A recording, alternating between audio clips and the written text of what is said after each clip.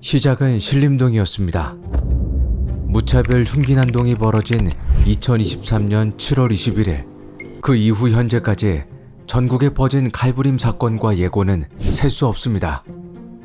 이 정도면 칼부림이 유행이 아닌가 싶을 정도죠. 도대체 왜 이런 잔인하고 비인간적인 행동이 사회에 만연하게 되었을까요? 구속된 피의자들에게는 가지각색의 개인적인 이유가 있었습니다. 그런데 고작 이것이 모르는 사람을 해칠 수 있는 동기가 될 수 있을까요? 지하철을 이용할 때, 쇼핑할 때, 그저 길을 걸을 때도 칼부림을 의식하고 긴장해야 하는 사회가 되었습니다. 그럼에도 이 협박글을 올리는 예비살인자들에게는 직접적인 처벌도 할 수 없는 상황입니다. 형법 제255조 살인예비죄, 형법 제283조 협박죄가 존재함에도 범행 대상이나 계획이 명확히 특정되지 않기 때문입니다. 이렇듯 칼부림 사건과 무분별한 예고 협박이 증가함에 따라 관련 범죄의 처벌 수위를 높이자는 의견이 많아지고 있는데요. 대표적으로 정보통신망을 통해 공중을 위협할 목적으로 살인, 상해 등의 내용을 유통하는 자들에 대한 정보통신망법 일부 개정안이 발의되기도 했습니다. 나아가 흉악범죄의 처벌 수위를 강화하자는 공감대가 형성되며 사형제도를 부활시키자는 의견이 대두되고 있는 상황입니다. 그렇다면 시민들의 의견은 어떨까요?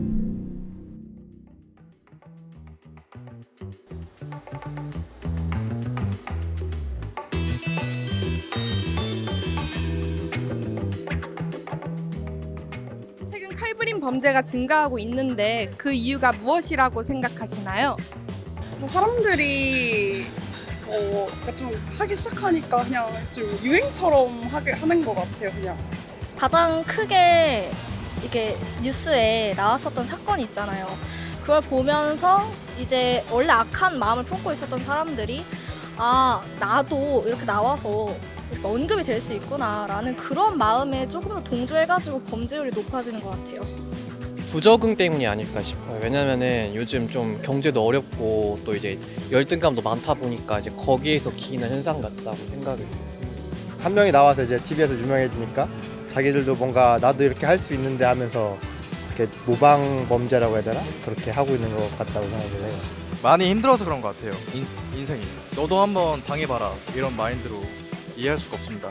개인의 문제라기보다는 이게 사회 제도가 불안정해서 이런 사회 병리 현상이 일어나는 거라고 생각을 합니다. 주변 환경이나 가정 환경이나 뭐 그런 걸로 인해서 조금 위축돼 있던 사람들이 나만 인생이 그런 거 같고 쟤네들은 왜 행복하지 싶어서 너네들도 똑같이 겪어봐라 이런 느낌을 받았어요. 사회에 적응하지 못하고 도태되다가 나라는 도와주지도 않고 도와줄 만한 사람도 없고 그런 사람들이 계속 분노가 안에 쌓여서 분노가 언젠가는 터질 수밖에 없으니까 분노가 터지는 방식이 잘못된 것 같습니다. 쟤네도 하는데 나도 할 수 있겠다 그런 생각 가지고 생각만 하던 사람들이 실천으로 옮기는 것 같습니다. 그냥 제가 느끼기에는 세상이 많이 흉흉해진 것 같아요. 이게 사회 분위기가 좀 제가 개인적으로는 망조가 들었다고 생각해서 사람들도 거기에 동조되다 보니까 다들 그런 범죄를 행하는 게 아닌가 싶습니다. 지금 이번에 이제 한번 이슈가 되면서 산발적으로 다시 생기는 것 같습니다. 요새는 개인적인 그런 주의 사상이 좀 많아지다 보니까 도덕성이 좀 떨어지지 않나. 약간 도덕 교육은 잘못된 느낌? 이게 모방범죄라고 하죠. 이게 큰 사건이고 이러다 보니까 또한 자극적이잖아요, 내용이. 그래서 그런 모방범죄라고 하는 것이 좀 늘고 있는 거라고 생각합니다. 힘든 분들, 좀 뭔가 사회에 잘 적응하지 못하시는 분들이 그런 것 같아요. 제 생각에. 일단 처벌이 너무 약한 것 같아요. 너무 약해서 그냥 해도 되겠지라고 생각하고 따라하는 것 같아요.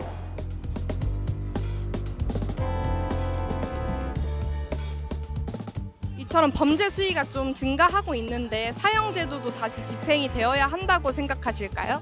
네, 저는 사형 제도가 됐으면 좋겠다고 생각을 해요. 어차피 사형 떨어져도 다 무기징역이고 고통받는 사람들은 이미 뭐 죽거나 크게 다쳤는데 그 사람들은 사형 선고 받아도 그냥 감옥에서 평생 이렇게 살다가 진짜 모범수로 나올 수도 있는 거고.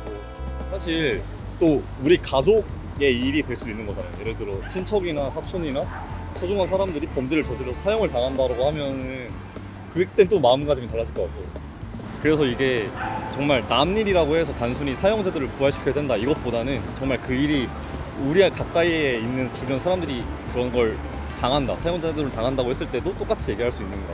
그러니까 이거는 조금 윤리적으로 더 생각해 봐야 될 문제라고 생각을 해서 저는 좀 중간인 것 같아요.